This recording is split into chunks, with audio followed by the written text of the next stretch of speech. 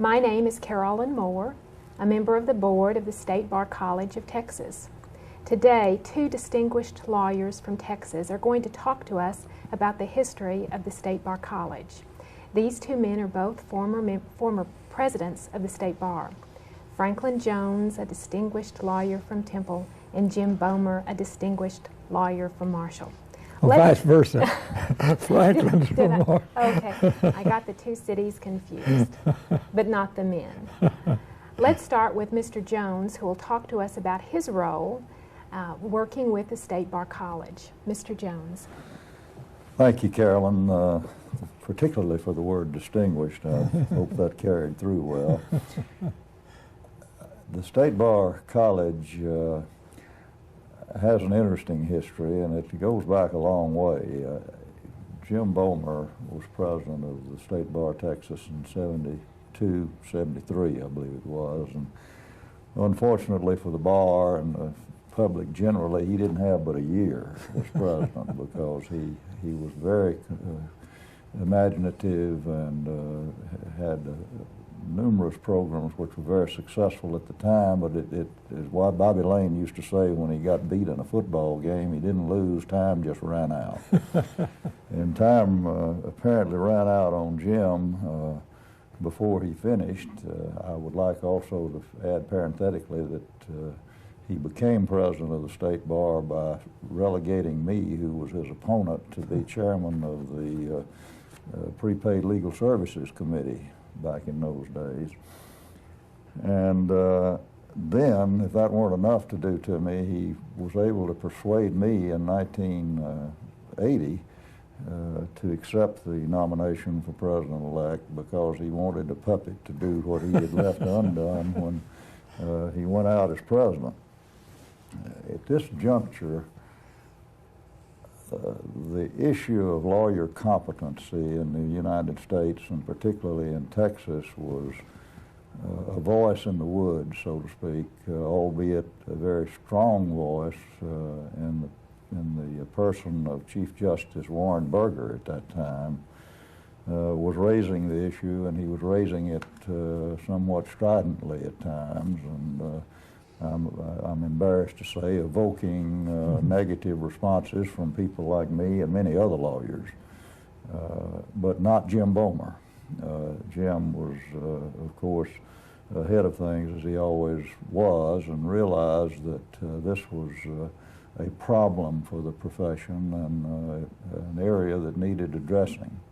The question or the principle of mandatory CLE was a dirty word in 1980, and as was almost anything that compelled lawyers to admit that they needed to stay abreast of matters more closely than they were doing.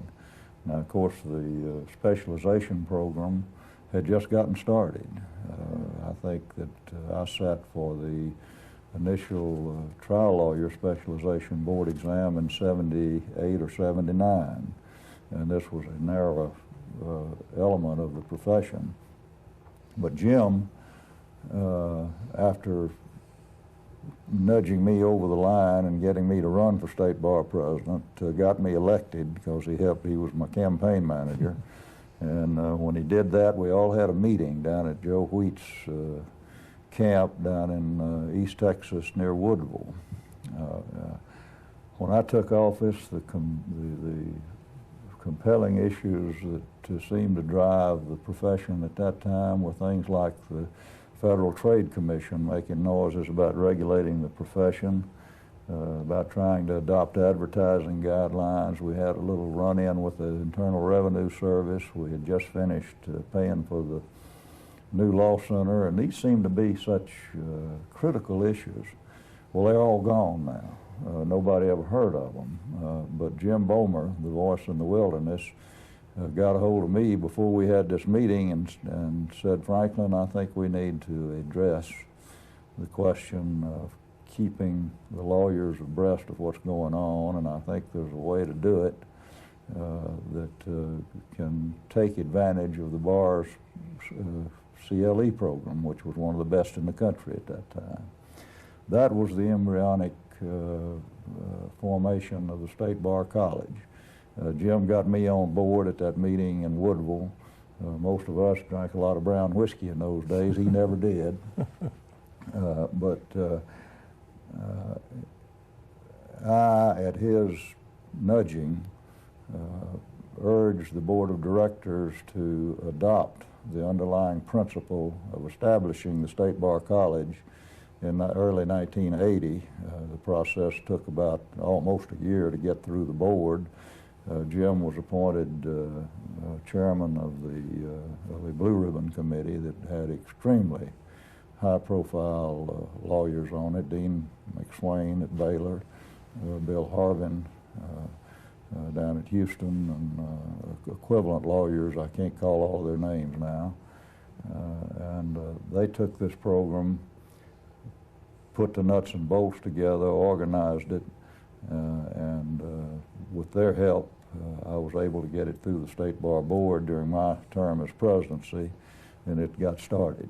I'm proud. I can't tell you how proud I am to be able to say that something like this got started in my administration. I'd like to be able to say I did it, but it didn't. Well, it sounds like you had a lot to do with it. Well, you're gracious, but here's the man. Mr. Bomer, Mr. Jones has told us that this idea probably started when you were president of the State Bar. Is Well, that accurate, or? Carolyn Franklin gives me far too much credit, as he always does, to everybody, and is gracious about it. The truth of the matter is, there isn't anything deader than the idea of a past president of the State Bar, and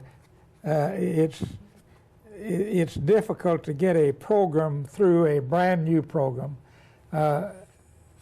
except for the president. The president is the one who does it. And if the president doesn't start early in his term, Franklin took office in June and he submitted it to the board for its September board meeting, it won't get done by by the end of his term. So Franklin started at least in September or earlier. Really, it started earlier because the meeting he's talking about at Woodville was before he actually took office. And he got it through and got the board to approve it, and our committee report during his term. Got it done at the April meeting of the board, and that was critical. Further, Franklin himself and the input that we had and from the committee that he appointed really crystallized what had been to me a sort of an ambiguous sort of a program. During my tenure as president, I never did submit the idea to the board. We had lots of things going, including beginning plans for construction of this building. But it sort of developed from conversation between then and the time Franklin submitted it. But anyway, he's responsible for it. Whatever credit or blame, Franklin should get it. So we at least now know who started the State Bar College. Yeah. But what prompted the idea of a State Bar College? Well, I'll give my version and then Franklin can give his. But the thought, the concept was sort of, we had, as Franklin said, we had the best professional development program, our bar did, professional staff to conduct it. Probably in the United States it was sort of a model, but the way it was working was that our professional development staff published books and supervised, helped steer committees of the bar that wrote them, such things as pattern jury charges and numerous other things. And the professional development staff sponsored or co-sponsored or promoted institutes over the state for lawyers and helped local and regional bars sponsor seminars and institutes. But there wasn't any organized program for that as an incentive to the lawyers to do it on an organized basis, no suggested way to do it, nor was there any method of giving them credit for doing it. As Franklin said, the specialization program was getting started. I think the first, it started between 74 and the time Franklin became president. But those were just fairly isolated programs, and they weren't things that general practitioners really would normally participate in. Of course, anybody who's a specialist can also become a member of State Bar College, and many do. But we really needed a way to encourage and recognize fine lawyers to go through continuing legal education other than the specialization program. As far as certainly we didn't intentionally, as I remember, start the program as a prelude to mandatory legal education, but it certainly paved the way in Texas for that to come about in a fairly short period of time after your term, Franklin. So it had lots of side benefits, which were, I suppose, unexpected in a way, but it certainly has been a productive program. Franklin's entitled to credit for getting it. We'll argue all day long about that, Yeah, but I well, think the record will speak. Well, Mr. Jones, do you agree that with the reasons Mr. Bomer has told us about the reason for having the State Bar College? Yes, I do. It was an idea maybe whose time hadn't quite come when Jim first had it, and it caught on, and it's such a source of pride to me, and I know it is to him, that I had a child's part in it, and he had a daddy's part in it. Well, Mr. Bomer, when you spoke in Austin to members of the State Bar College this year, you talked about the State Bar College and described it as a college. Yeah.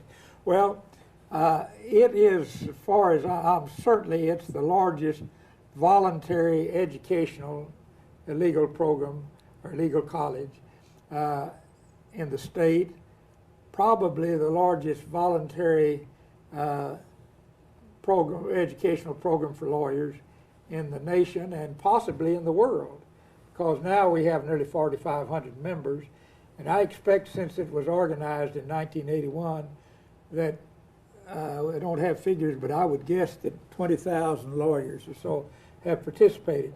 And the requirements for certification have been from the beginning and are still much more than the mandatory program.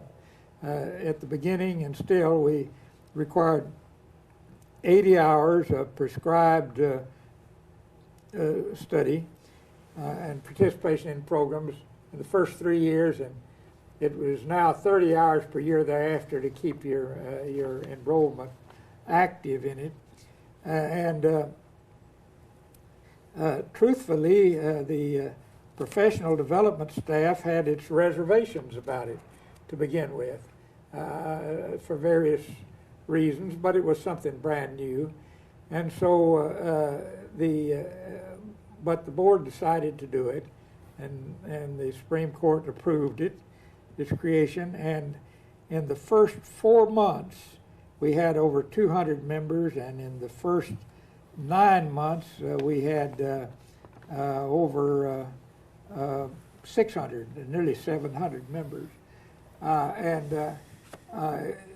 It started with a budget from the State Bar of $2,500, and there was no cost to it at that time on the part of participants.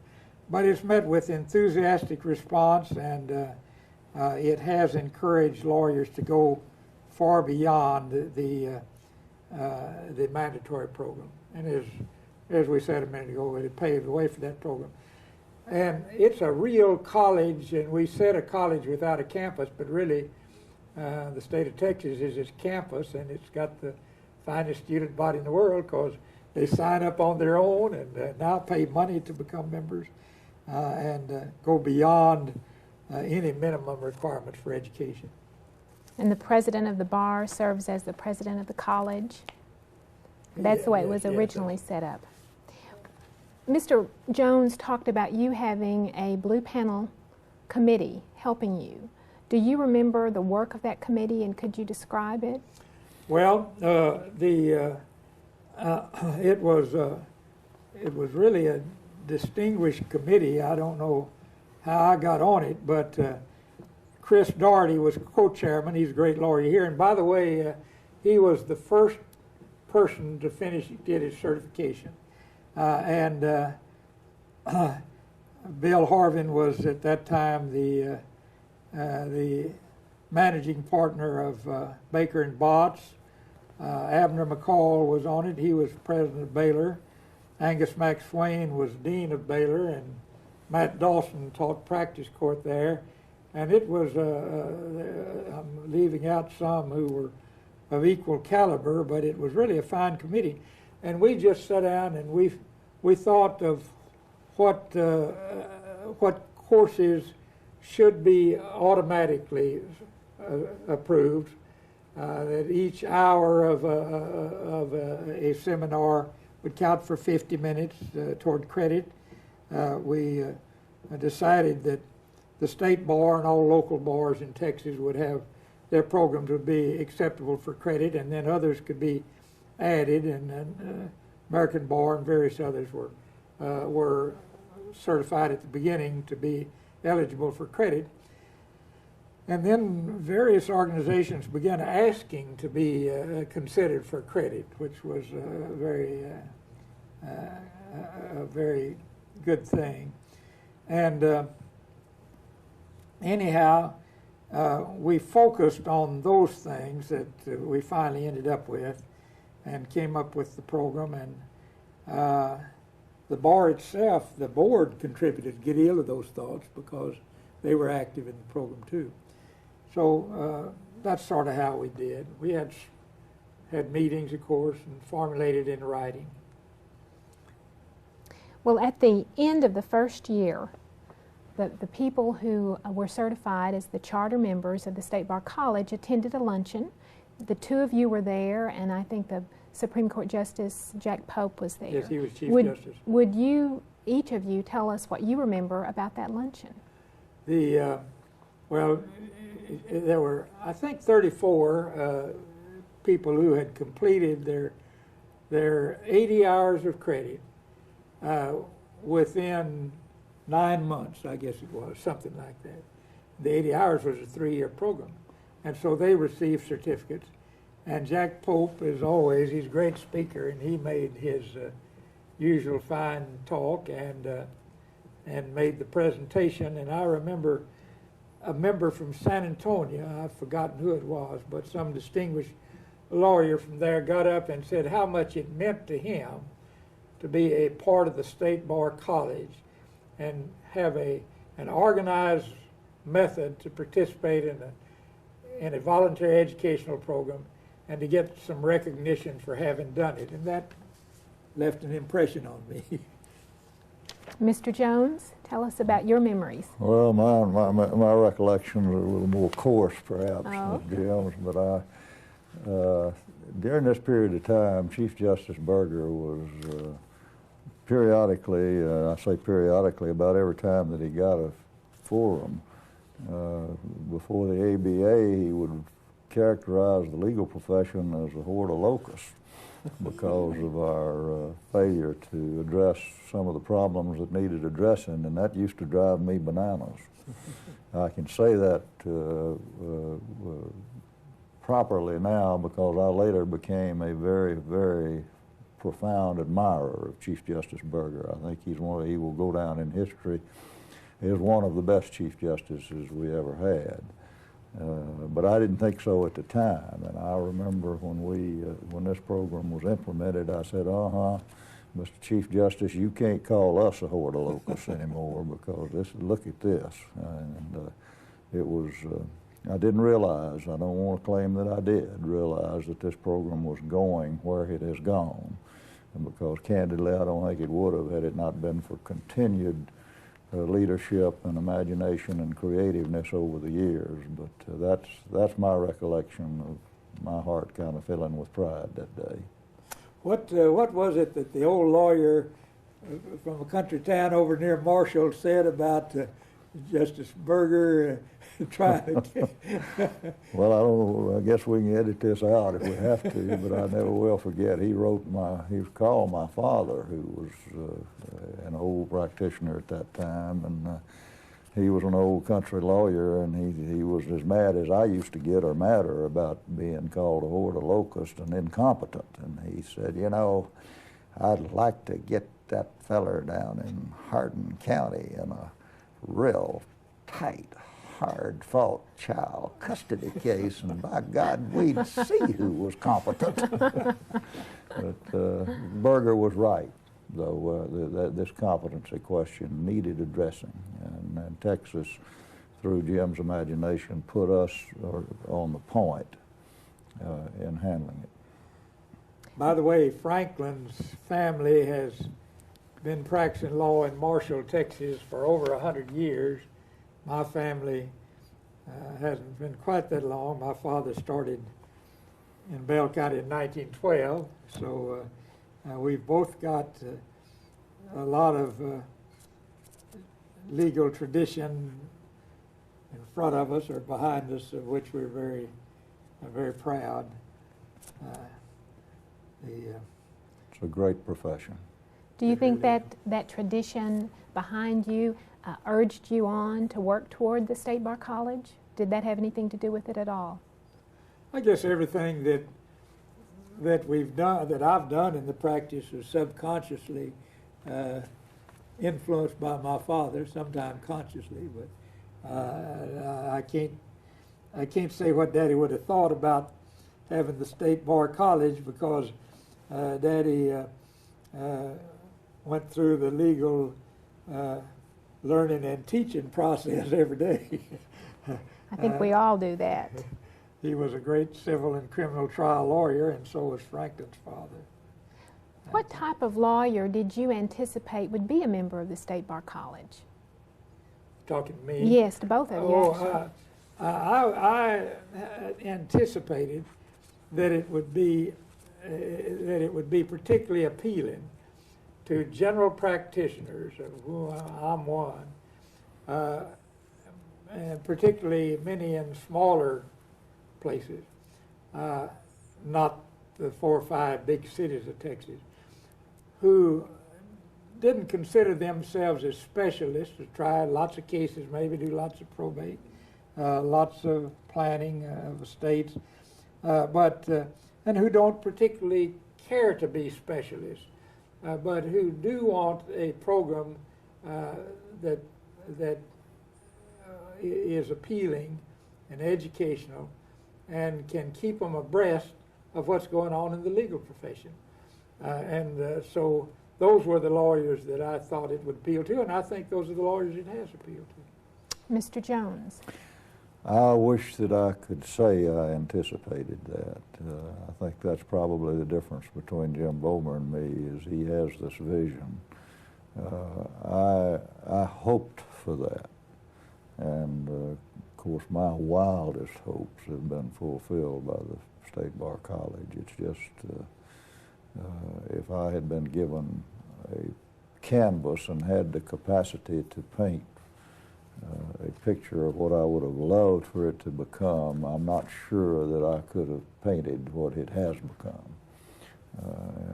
Of course, I am a specialist. I've sat for the specialization exams and participated in the specialization programs in its embryonic stages, and that perhaps contrasts Jim and I. I think it's just wonderful that the lawyers of this state who do it all participate in this program like they do. Of those first 35 charter members, in looking at their names and their cities of practice, they came from all parts of Texas. They weren't confined to the large cities, the small cities, no, but from all parts. And today, the chair of the State Bar College Board is one of those charter members, Mark Laney from Plainview. Well, as Franklin said, there are a number of specialists who are also, and a matter of fact, probably most of them, because the specialization program, they have to take so much training. Yes. That probably most of them are also certified by the State Bar College, or have been at one time or another. For instance, Chris Doherty, who was, as I mentioned, the #1 certificate holder. Chris is a specialist, and was then, and had passed specialization program in his field. But nevertheless, he is very active in formulating this program and in participating in it. Do you? Excuse me, I don't know, like as Franklin said, I don't know really how it would break down. I do know it gives folks a chance to participate on the basis of whatever kind of practice they do, and I think that's good. Do you, Mr. Jones, have any advice for members of the board of the college? Keep doing what you're doing. Mr. Bomer, do you have any advice for the board members of the State Bar College? No, except the same that Franklin had. I think obviously you must be doing something right, or it wouldn't have 4,450 members. I'm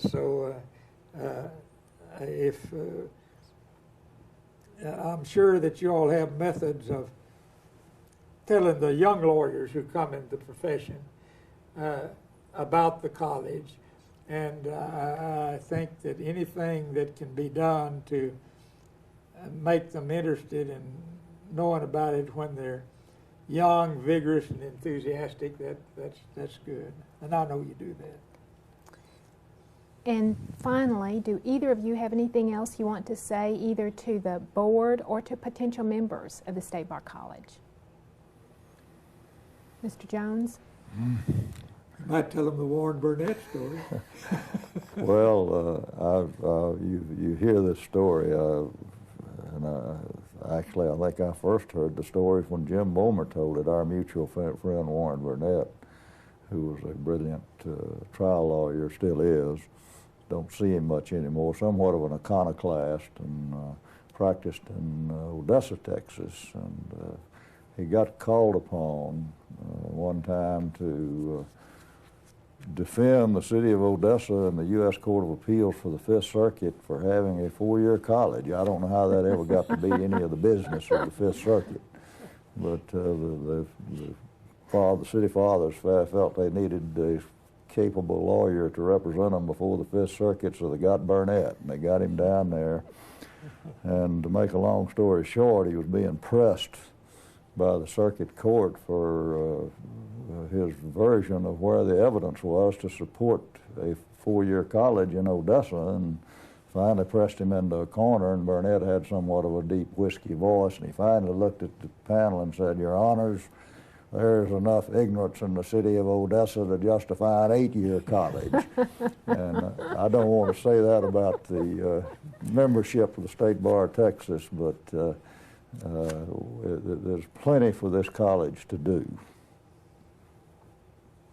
Mr. Bomer, do you have anything else to add? Well, we appreciate you taking the time to come from Lubbock. It's I just drove down from Temple, which is not far, but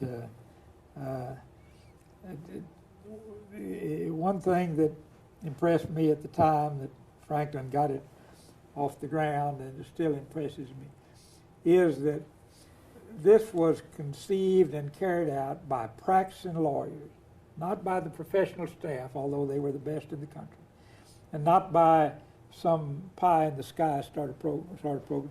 This was done by practicing lawyers. It was thought of, it was brought to fruition by practicing lawyers. I'm proud of the fact that the program is the program of the practicing lawyers of Texas, and is so successful as such. Well, thank you. And I speak for the college and the board when I say thank you to both of you for visiting with us today. Thank you. You're gracious to have us.